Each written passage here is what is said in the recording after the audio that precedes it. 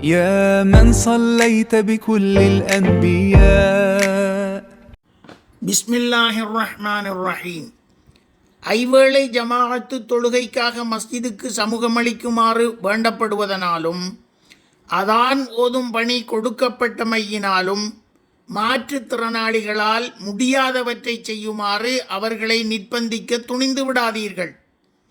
அல் குர்ஆன் எம்மை வழிநடத்தும் பாங்கு இதோ. லைஸ அலல் அமா ஹரஜ் வலா அலல் அரஜ் ஹரஜ் வலா அலல் மரீது ஹரஜ். குருடர் மீதும் குற்றமில்லை, முடவர் மீதும் குற்றமில்லை, நோயாளி மீதும் குற்றமில்லை.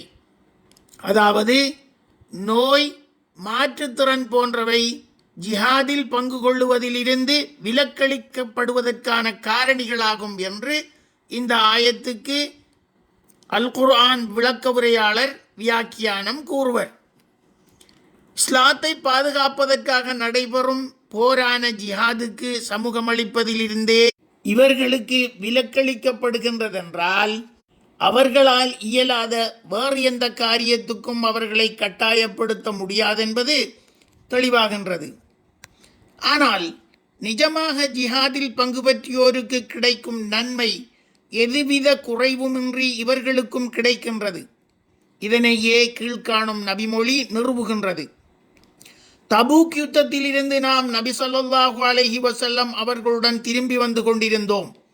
அப்பொழுது நபி ஸல்லல்லாஹு அலைஹி வஸல்லம் அவர்கள் கூறினார்கள், யுத்தத்துக்கு எம்முடன் வர முடியாது, மதீனாவில் ஒரு சாரார் தங்கிவிட்டனர்.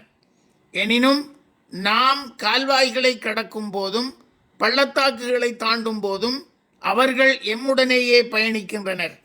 நியாயமான காரணி அவர்களை தடுத்து விட்டது. இந்த ஹதீஸில் குறிப்பிடப்பட்டுள்ள நியாயமான காரணி என்பது யாது?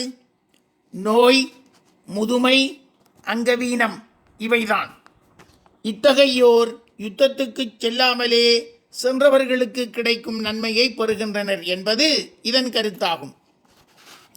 நல்லாசான் நபி ஸல்லல்லாஹு அலைஹி வஸல்லம் அவர்களின் வகுப்பில் விசேட தேவையுடைய மாணவரும் கல்வி பயின்று வந்தமையை மேலே கண்ட தகவல்களிலிருந்து வலையொலி நேயர் இலகுவில் விளங்கியிருப்பர் என்பது எனது கருத்து. மாற்றுத்திறனாளிகளை பராமரிப்பதும் அவர்களுக்கு கற்றுக் கொடுப்பதும் ஒரு தனிக்கலையாகும். இவர்களுக்கு கற்பிப்பதற்கென்றே ஆசிரியர்களுக்கு விசேட பயிற்சிகள் வழங்கப்படுகின்றமை கற்பித்தல் கற்றலில் ஒரு சிறப்பம்சமாகும். பார்வை குறைபாடுடையோர் வெள்ளை பிரம்பை பயன்படுத்துவர். இதனால் இவர்களை இலகுவாக இனங்கண்டு கொள்ளலாம். இது ஒரு சாதாரண பிரம்பாகும். எனினும் இதனை சிறிதாக மடித்து வைத்துக் கொள்ளக்கூடிய வசதி உண்டு. கைவிரல்களால் தடவி பார்த்து அறிந்து கொள்ளும் திறனை அல்லாஹ் இவர்களுக்கு கொடுத்துள்ளான். கடதாசியில் ஆணியினால் குத்தி நுண்ணிய துவாரங்கள் இடுவதன் மூலம் இவர்கள் எழுதுவர். பிரெயில் என்றழைக்கப்படும் இவ்வெழுத்துக்கள் 1 முதல் 6 வரையிலான சிறு சிறு குத்துக்களின் மூலம் வடிவமைக்கப்படுகின்றன.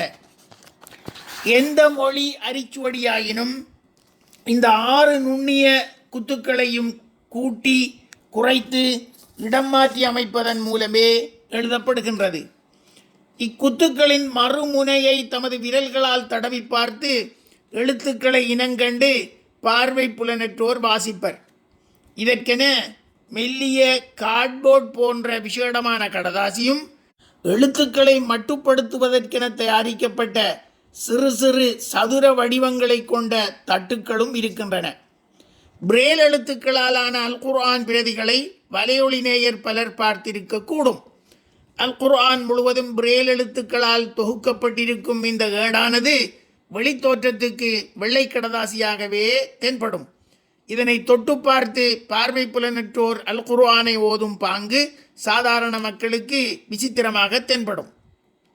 விழிப்புலனற்றோருக்கு கற்புல சாதனங்களால் எவ்வித பயனும் ஏற்பட போவதில்லை. இவர்களுக்கு விரிவுரைகள் மூலமும் செவிப்புல சாதனங்கள் மூலமுமே கற்பிப்பதற்கான வாய்ப்புகள் உள்ள. பிறவியிலேயே கேள்வி குறைபாடுடையோர் வாய் பேசுவதில்லை. இவர்களை இனங்காண விசேட அடையாளம் எதுவும் இல்லையாயினும் சில அறிகுறிகள் மூலம் அடையாளப்படுத்தலாம். இவர்களுக்கு கற்பிப்பதில் கற்புல சாதனங்கள் பெரிதும் துணை புரிகின்றன. இவர்களுடன் உரையாட சைகை மொழி சைன் லாங்குவேஜ் பயன்படுத்தப்படுகின்றது. தவிர உதட்டு வாசிப்பு லிப் ரீடிங், கியூட் பேச்சு கியூட் ஸ்பீச் ஆகியவையும் கற்பித்தல் கற்றலில் பயன்படுத்தப்படுகின்றன. பெற்றோர் மற்றும் உறவினர் தாம் விரும்பியவாறு சைகை மொழியை அமைத்துக் கொள்வது தவறாகும். நியம சைகை மொழியை கற்று அதனையே பயன்படுத்துதல் இன்றியமையாததாகும். பேச்சு குறைபாட்டை நிவர்த்திக்க பேச்சு தெரப்பி ஸ்பீச் தெரப்பி கையாளப்படுகின்றது. இவ்வாறு மாற்றுத்திறனாளிகளுக்கு கற்பிக்க விசேட கற்பித்தல் கற்றல் நுணுக்கங்களும் சாதனங்களும் யுக்திகளும் உள. அல்லாஹ் எம்மை அங்க சம்பூரணமானவர்களாக படைத்தமைக்காக அவனுக்கு நாம் நன்றி செலுத்த கடமைப்பட்டுள்ளோம்.